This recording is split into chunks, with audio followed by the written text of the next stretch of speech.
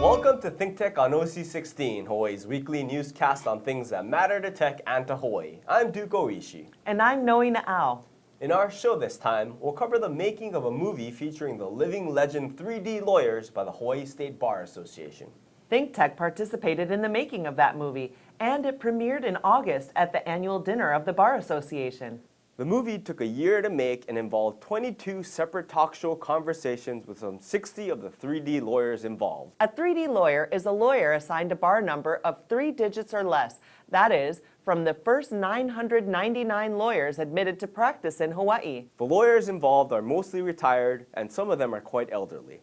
A number of them fought in the Second World War. They were the lawyers who took us into statehood, and in fact, who built the state just after statehood. It was no small feat finding them and getting them to come down for these talk shows. Some were infirm, others were shy, still others said no and then changed their minds. Sometimes more of them showed up than we expected. Some had trouble remembering or articulating their careers. One fell asleep. Others turned out to be talkative, passionate, and sometimes very funny about the early days of their careers. All in all, it was a joy to behold them and to see them remember the good old days and tell their stories of more than a half a century ago and share their wisdom about practice and law and life. They met for these talk shows every 2 weeks under the tutelage of the Hawaii Bar Association, particularly Greg Markham, the 2015 president of the bar and the founder of the 3D project. Greg Markham, Calvin Wong, Sherry Broder, and Craig Wagneld were the hosts for these shows. They did a great job in handling their guests and eliciting their stories. At the end of the year, this past June, ThinkTech started putting all those hours of video into a 30-minute movie to be rolled out at the bar dinner in August. It was a challenge to pick the right clips and get more than 22 hours of video into 30 minutes. The movie was well received at the bar dinner in August. You could hear a pin drop while it played. The hundreds of lawyers who attended were thrilled to see the living legends on screen, and everyone was touched, especially the living legends who attended the dinner. We don't have enough time on this show to play the whole movie, but here are excerpts from it to give you an idea of what it was about.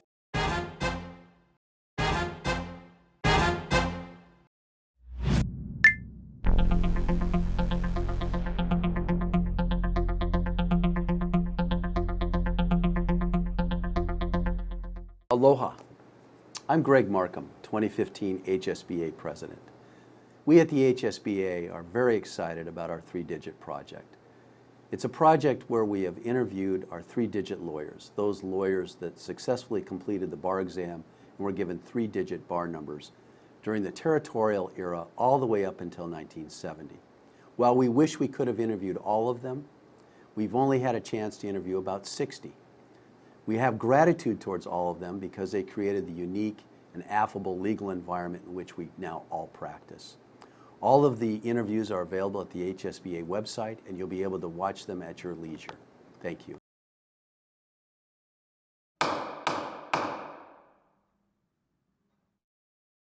I was in Kahuku in the bivouac, and they were shooting live stuff, and I was in this foxhole. And I called Leota Crone, who was then the clerk of the court, and said, Leota, you got to get me out of here. Tell the colonel I have to be there for swearing in. When I came back in 1959 from Harvard Law School, I made inquiry at one of the firms and was told that they would love to have a Harvard lawyer, but they didn't think their clients would understand having to deal with an Asian. Each of us achieved 60 years of age. A cartoon or caricature picture was made up for each one of us. The profession has moved from a profession to a business. And we're more a business now than we are a profession. And the question I say is, where was the tipping point? And what was the tipping point in that transformation? I did not intend to stay with Smith Wild, but I went to work there in December of 1957 at the awesome pay of $350 a month. I was paid more than that in the Army. And there were 8 in the firm, 7 partners and 1 associate. I was the associate. Not necessarily proudly, but we were still Howley firms. And it took a little while before all of a sudden we all realized we were losing good lawyers.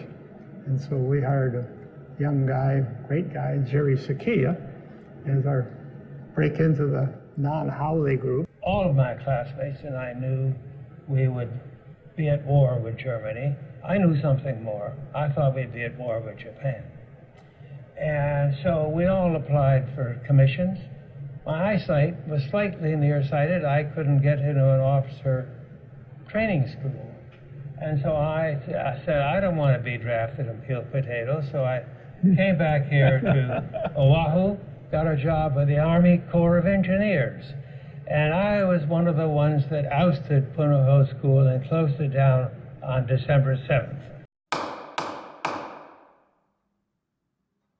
In Chinatown, there were shingles up, so-and-so, and it said attorney and counselor at law. And I thought about it, and we don't do any more counseling. My boss told me, can you go in and plead my client guilty? I had no idea. I thought I was just going in and saying not guilty. Well, the prosecutor would this is an arraignment. Okay. And then the defense attorney would say certain things. So I'm in the back of the room writing everything down because it was trial by fire. The judges seemed a lot older. A lot of them were either former legislators who had lost. They weren't hesitant about admonishing us, about scolding us. You know, I think it's important for all lawyers to read about the heroes of the law. People like Jay are going to be the ones, and you are going to be the ones who take us into the future, who help us communicate with each other. Your word is gold. You know, once you break that, then there's a problem. The biggest change that I've seen has been the emergence of the women.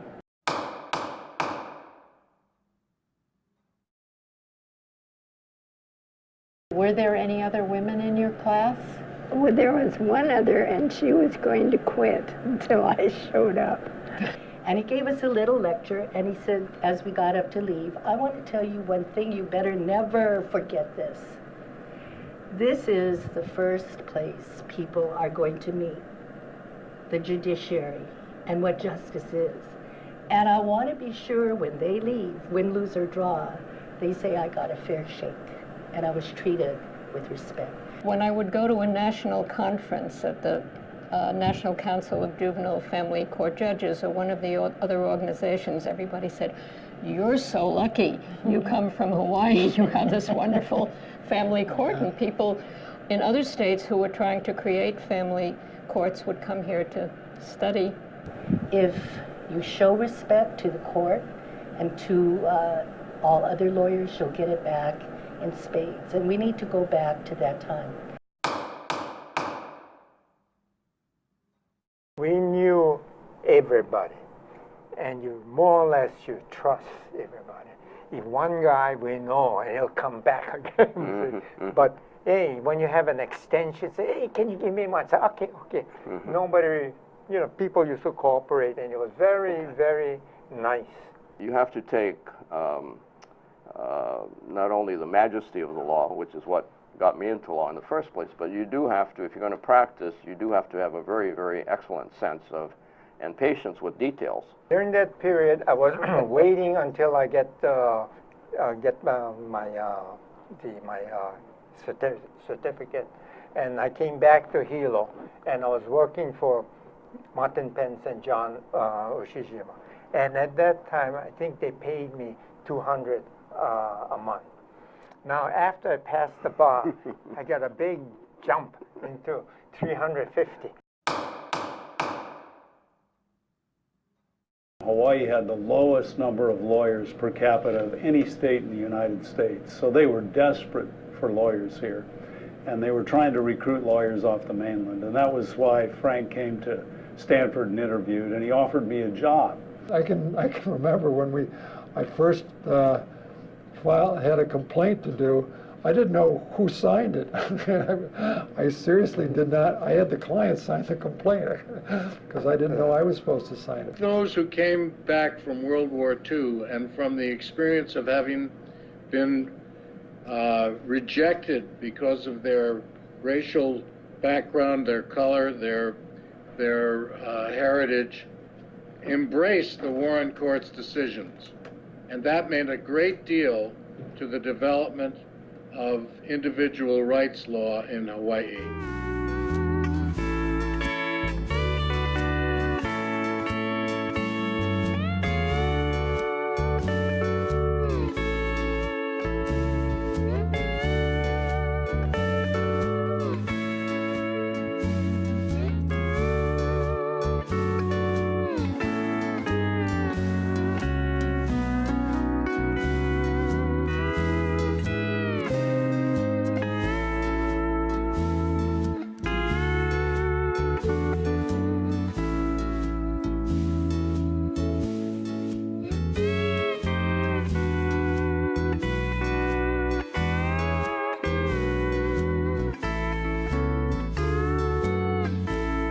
Lawyers are among the three healing professions.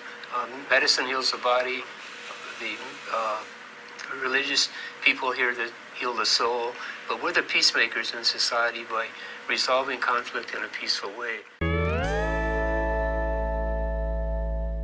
2 weeks after the dinner, in the glow of its success and in contemplation of this show on OC16, we had a talk show with Greg Markham and Carol Mon Lee about the making of the movie.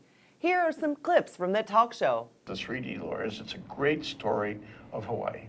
It's a historical story. It will go down in the books as a special moment for the Bar Association, for the lawyers, for that matter, for the history of the state post-statehood.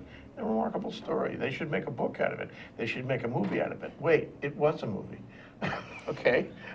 To my far left, Greg Markham, who is the president of the Hawaii State Bar Association and who looms large in this story, and Carol Mon Lee, vice president of ThinkTech and a former associate dean of the William S. Richardson School of Law, who also looms large in this story. Okay. Say hi, you guys. Hi. Hi, Jay. Hi, Jay. I knew you'd say that. But you know what? The most salient thing for me from the day I heard about this project from you till now, and I still feel this very strongly, is that the bar doesn't necessarily express to its members that the bar as an organization, that lawyers in general care about other lawyers. They care about how their lives go. They care about how these careers unfold. They care about the quality of daily practice.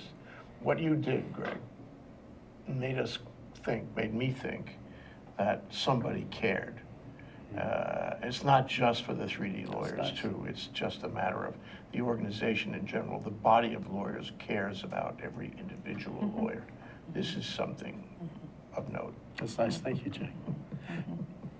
Well, what were the problems going forward? What would you do differently on this? What would you do differently in conceiving it, in dealing with the Bar Association, dealing with the people who participated, the technical issues? How would you improve it the next time over? Well, of course, there's always time and preparing for a show every 2 weeks and lining up the guests. And as we learned is that even though we may identify guests for 2 weeks from now, whether they are actually available the day before is another question. So then we were always ready to substitute or make changes and to make sure that we had people who were helping them come to the studio or reminding them about the different issues. So I think that that's a function of, what the type of program that we were running. Yeah. So that would have been more helpful. But I think I agree with you, Carol. I also think in retrospect, with the advantage of hindsight, that we probably could have scheduled 5 or 6 per session with the expectation that they might not all come, but if they did, 2 of them could sit out in the waiting room, and after 15 minutes bring them in and shuffle the other 2 out, and we would have gotten more stories. We would have gotten, instead of 61, we might have gotten 70 or more, and that would have been a good thing.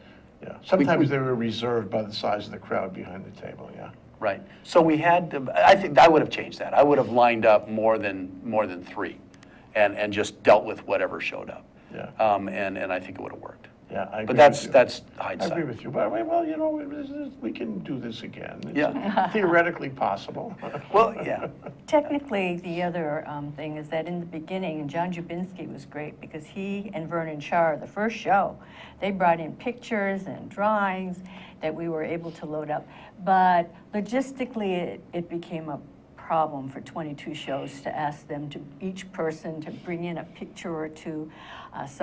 A few people brought in a lot, which we couldn't use, and most didn't bring in anything. Album, you know? Right, exactly. So, you know, to visually make it more appealing, it would have been fun to have had a few pictures, and if we had, again, the function of time, more time to select which pictures, had it in time to load it up, and that might have added a little more color.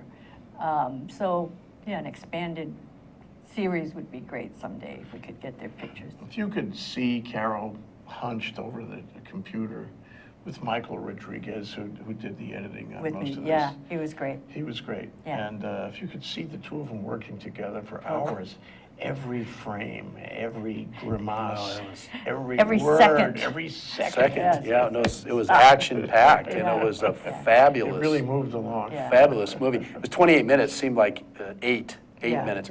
And the crowd, I should explain that this over 500 folks, they were pretty talkative as a group. Well, you get 500 lawyers together in a room, you can imagine how much talking there is.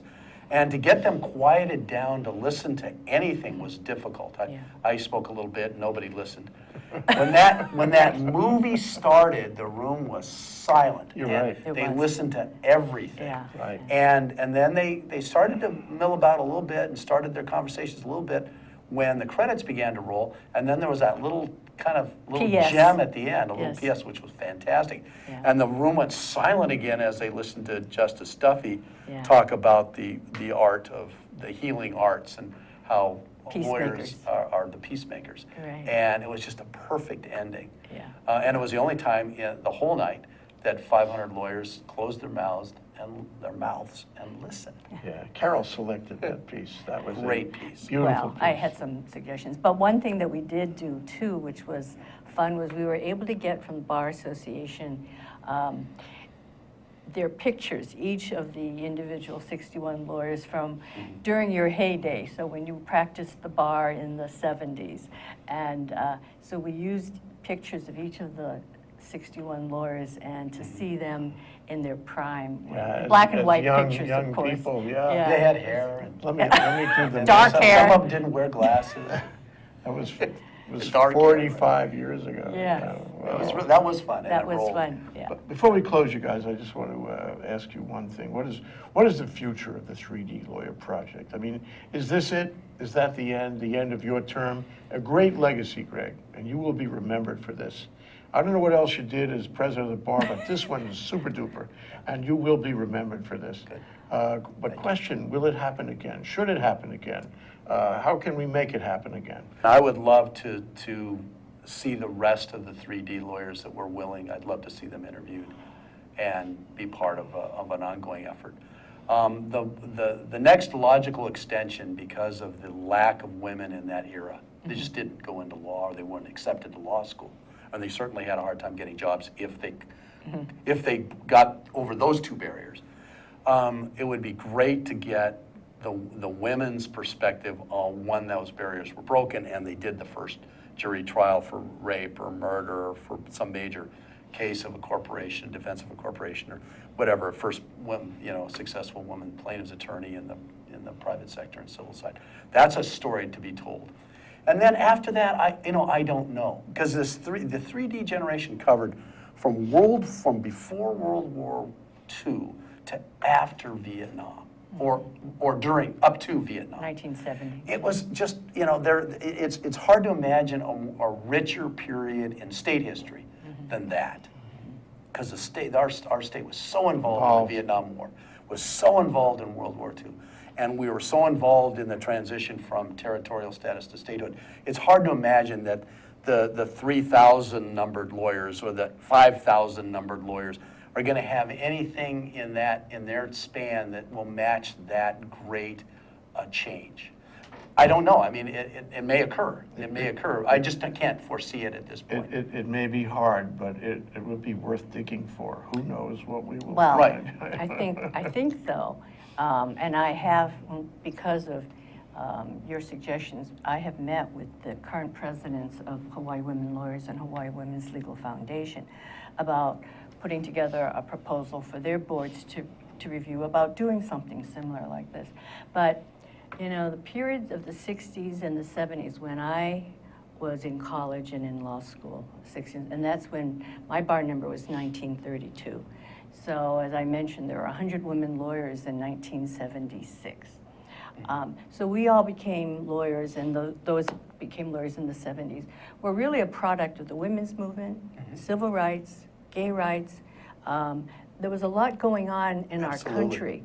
And so even though we were not as involved in World War II, we weren't born, certainly I think women were involved as those important developments in our history took place, and where women had roles in them and expanded and pushed those forefronts, those frontiers, and became important. And that's exactly why I think that story needs to be told, and the sooner the better. Kudos to the living legend lawyers who came to tell their stories. Kudos to the younger lawyers who acted as their hosts. Kudos to Greg Markham for coming up with the idea in the first place. Kudos to Pat Mao Shimizu and the staff of the Bar Association for their help. And kudos to ThinkTech's Karamon Lee and Mike Rodriguez for their hard work in editing the movie with such care and dedication. The movie tells us about the lives of the 3D lawyers, but it also tells us about those times and, by inference, about the other 3D lawyers who could not participate in the making of the movie. And it tells us about the history of our state at one of its most interesting transitional periods. But most importantly, the movie shows us that the Hawaii State Bar Association and its members care about this aging generation. The humanity of that engagement was visible at the dinner and in every frame of the movie. We hope there will be more movies like this one, with similar expressions of affection by the members of the bar toward their colleagues, who may at times have been their adversaries. And that is what makes the whole thing so interesting. It was and is a true sign of aloha, not only to be remembered, but also to be repeated.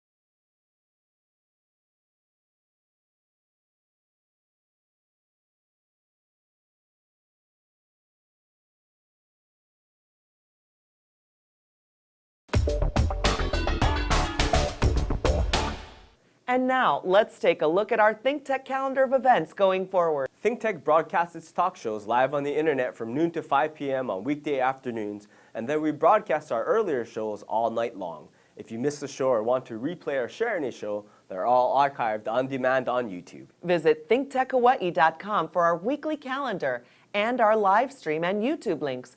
Or, better yet, sign on to our email list and get the daily docket of our upcoming shows. ThinkTech has a great new studio at Pioneer Plaza. We invite you to come down, see our studio, and be a part of our live audience. Contact Jay at thinktechhawaii.com. Be a part of our civic engagement on ThinkTech. Go ahead, give us a thumbs up on YouTube or send us a tweet at ThinkTechHI. We want to know what you're thinking and how you feel about current issues and events affecting Hawaii. We want you to stay in touch with us, and we want to stay in touch with you. Let's think together.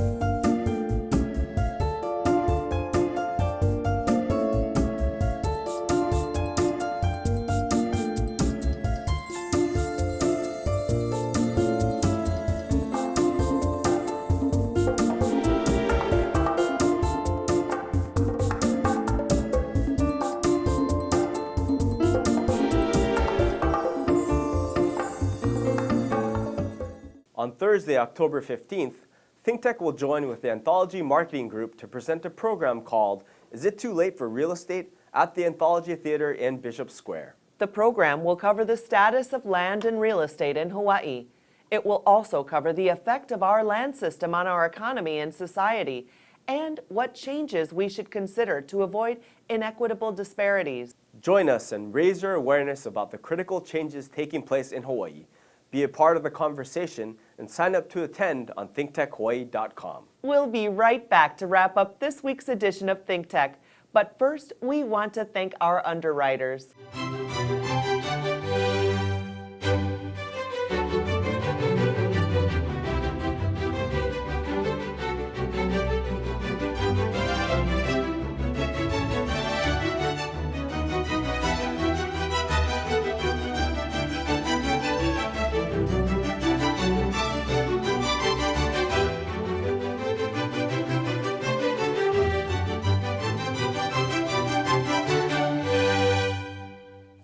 Okay, Noe, that wraps up this week's edition of ThinkTech. Remember, you can watch ThinkTech on OC16 several times every week. Can't get enough of it, just like Jay Fidel does. For additional times, check out oc16.tv. For lots more ThinkTech videos and for underwriting opportunities on ThinkTech on OC16, visit thinktechhawaii.com. Be a guest or a volunteer, a producer or intern, and help us reach and have an impact on Hawaii. Thanks so much for being part of our ThinkTech Nation and for supporting our open discussion of tech, energy diversification, and globalism in Hawaii. You can watch this show throughout the week and tune in next Sunday evening for our next important weekly episode. I'm Duke Oishi. Aloha, everyone. I'm Noe Na'au. Aloha, everyone. Ow, ow.